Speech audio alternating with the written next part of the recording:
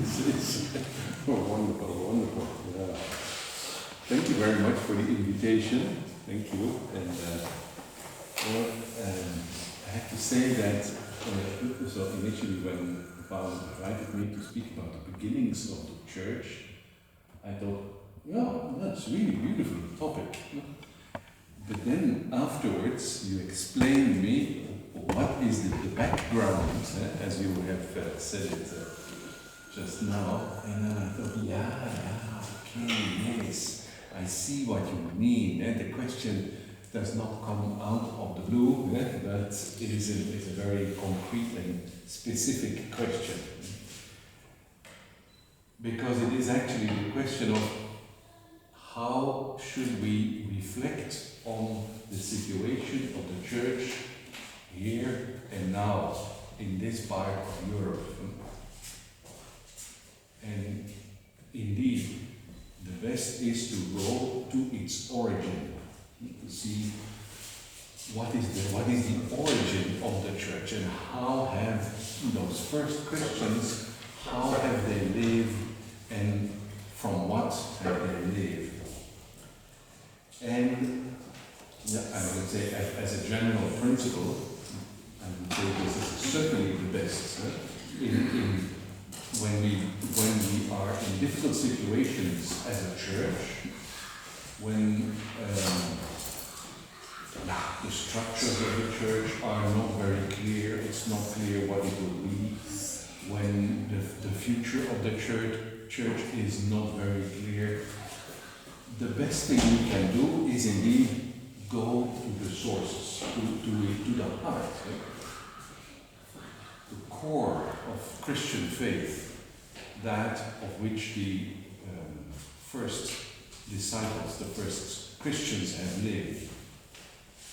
And so when reflecting on that, I was thinking, what should we point out? What can we bring to the fore as really the heart of the matter, the source of it, of the life of the beginning of the church? And then I thought, well, there is no better way to reflect on that than to see what we are now doing in liturgy, namely Easter, Ascension, and Pentecost. These three events that belong together, as I will say in a minute, these three events are really the heart of the Christian faith and of the church. Without these three, no church, no Christian faith. With these three, there is the life of it and the soul of it. But the question is then, what does it actually mean? When we say, because I can now easily say Easter, Ascension, and Pentecost, and it belongs together. Well, what do I mean with that? First, Easter. Easter is, of course, I would say, the Big Bang of Christian faith. Just as, I don't know whether this is a good parallel, but like as they use in science, the beginning of everything, we would in Christian terms, we would say the beginning of creation when, then everything exists. The beginning of everything. Well, in the same way, the resurrection, Easter, is this incredible, this fantastic, but mysterious beginning of Christian faith. It is unique, completely unique. It is an unprecedented event. It has never happened before. That's what happened with Christ. This mysterious, somewhat puzzling event of the resurrection. And the fact that it is mysterious, I think is very clear when you come to the realization that, his death on the cross, everyone could see that. Visible for everyone. But not the resurrection. Not everyone has understood the resurrection. Of course, something has happened. But then there were stories that the disciples had taken away the body, or that he came back to life, that he was not really dead, and these stories. But actually, serious historical research has shown, no.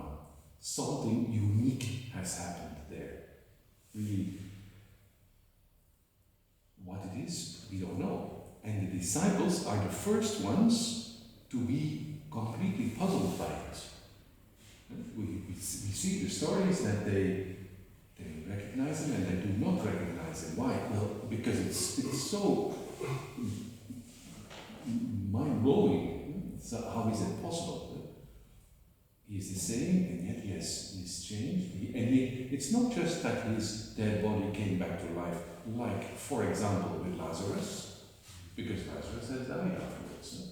No, there is some absolutely unique, and gradually in the minds of the disciples, it became clear that they have witnessed the mystery of God. That he was an open door to the mystery of God.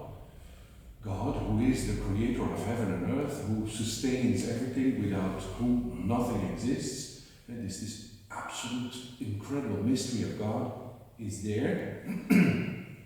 And so they understood that our lives, the life of a human person, is indeed more than just the biological or psychological life.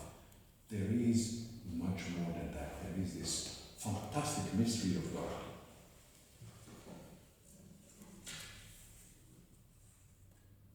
Easter is like kind of an open door to that. A unique, unprecedented event that shows that there is so much more than our concrete life, time and space with our limitations. And for the disciples, the first Christians, this has given them a completely different way of looking at life, at their concrete lives. So that it is not, we as human beings are not just in the history a small event that comes and that goes again. No, there is much more. We are rooted in something really very profound and deep, which is the mystery of God himself. I think St. Paul is the one who has seen that very clearly, and he has understood that very clearly, that this changes everything. The resurrection of Jesus Christ changes everything. And the whole, our way of thinking about what reality is and who we are and what our life is, everything changes. That's one element. The second and the third belong to that, but it is too much for us to grasp that in one feast, in one. That's why the church has 3 feasts of that. And we could actually bring that all together, but it's too much, because then there is ascension. So there is a description of it in the Acts of the Apostles, and also the Gospels shows it, that how Jesus ascended into heaven. And if you look carefully at the text, you will see that. But no, let me first say something first. First of all, we have to see what does the word heaven mean in the language of the New Testament and also the Old Testament. So it's not just the physical heaven with the clouds, etc. No, it's something more. The word heaven is used as a very respectful and kind of prudent word to refer to God. Because it felt like too brutal to use the word God, to direct, and so it's a very polite and respectful way to speak about God. And so when Jesus ascended into heaven, that is, he is in God. He is, of course, he has always been God, and now he is fully into God. And then if you look very carefully at the text of the description, they say that when Jesus ascended into heaven, they worshipped him.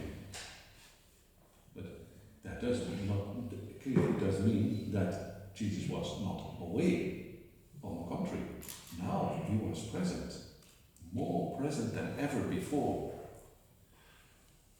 Before, he could be in Jerusalem and then the next day in Jericho, but not in Jerusalem and Jericho at the same time. God is everywhere. And from when he ascended into heaven, he can be, well, here in this church, and he can be in Italy, and he can be in Poland at the same time, because he ascended into heaven, and heaven is God, and God is everywhere. And so it is, and so also for the disciples, so the first Christians, this must have been an overwhelming insight, an overwhelming awareness, and that's why it said that they were very happy and went to the temple to glorify God. Of course, because from now on, so they were certain that they would never be without the risen Jesus Christ. From now on, he is always with them. That's also what he says at the end of the Gospel of St. Matthew. Luke, he says, I will be with you until the end of time. Always with us. We are never alone. Mention here a small anecdote of a Jesuit teacher who was I have a lot of respect for him. He died already many, many years ago, and he was my teacher in Rome. And I heard later on of someone who had known him and who had met him on the street, and his name was De Blare, Father Albert De Blare. And then this person had said, no, Father De Blare, are you walking alone here now? And he replied, I am never alone. Yeah, that's right. Yeah. So this awareness is really the awareness of the first Christians, of the beginning of the church. So we are never alone. That is very beautiful, profound awareness. Christ has not disappeared when he ascended into heaven. On the contrary, he is more present than ever. And then Pentecost. Easter, ascension into heaven, Pentecost. When the Holy Spirit is given to the first disciples, the first Christians. But we need to see what is the Holy Spirit. Many great masters of Christian theology have explained that the Holy Spirit is the love between the Father and the Son. Eternal love between the Father and the Son. Their union, their bond of love, which is eternal and is absolute. Which makes us realize that the Trinity is a mystery of an absolute love. And when we say that God has created everything, that our created reality as we are here, and that each one of us, that we are created out of that absolute mystery of love. And the Holy Spirit is this bond. And that is precisely given to the disciples, to the first Christians. This awareness that they participate in that. It's not God somewhere out there. No, we participate in the life of God. God finds his joy and his happiness with us, and we are invited to that trinity of love. It's really a fantastic perspective when you realize that it's something that changes indeed again. It changes everything, and that precisely this awareness creates communion. And here we are now with the important word, communion. There is a communion. Look at the life of the first Christians. There is a communion, a very profound communion among the first Christians, a communion with God. So there is really a life communion with God. And then throughout throughout the centuries that we see, there is a kind of communion with those who have lived before us. The Christians, the former generations of Christians, because they shared the same Spirit, the same Holy Spirit. And so this, the origin of Christian life then and today is basically the same. It is that communion with God, profound communion with God, that creates communion among us, and so that we are in communion, with the Christians who lived before us. I find it always, I'm teaching church history in the Faculty of Theology, and sometimes we read texts from authors of centuries ago, say Augustine or Thomas Aquinas, and then isn't that a remarkable thing that we can understand these people of so many centuries ago, and that you kind of feel in conversation with them, because we have the same faith. It is the same communion. It's beyond the borders, also beyond the borders of culture. Years ago, I had he's still a very good friend of mine, but he lives in Korean Jesuit, who was a very good friend of mine, and initially, I don't speak Korean, and he does speak Dutch, and we were new in the community in Rome, so we speak a few words of Italian with one another, but we could understand each other precisely on that deepest level.